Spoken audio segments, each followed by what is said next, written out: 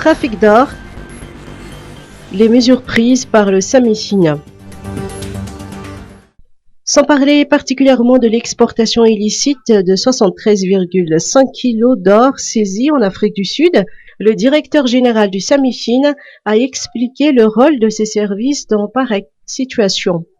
Par principe, je ne parlerai pas d'une affaire en particulier. Maintenant, depuis la mise en place de la loi actuelle sur la lutte contre le blanchiment de capitaux et le financement du terrorisme, le SAMIFIN peut se saisir de toute information susceptible d'être liée à du blanchiment de capitaux. On a un système de collecte et d'exploitation d'informations et on peut aussi être sollicité par une autorité judiciaire ou administrative dans ce sens. Donc la loi nous permet de le faire. S'il y a du blanchiment, et ce n'est pas écarté, vu ce que j'ai expliqué auparavant, ce n'est pas écarté parce qu'on parle toujours de valeur, on parle de fraude et on parle de crime organisé de manière générale.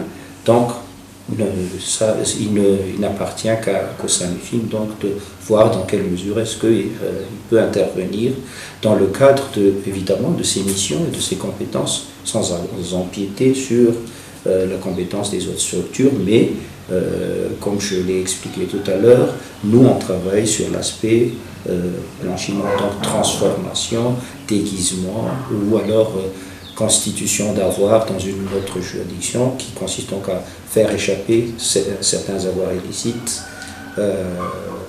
à la justice naturellement compétente. Donc c'est à nous de voir dans quelle mesure est-ce que nous on pourrait intervenir dans ce genre de pratique. Mais en tout cas, je l'affirme, on a déjà enquêté sur ce genre de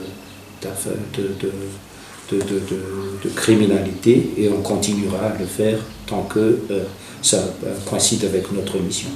Il a également mis en exergue l'importance de la prochaine mise en place de l'agence de recouvrement des avoirs illicites adoptée au Conseil des ministres.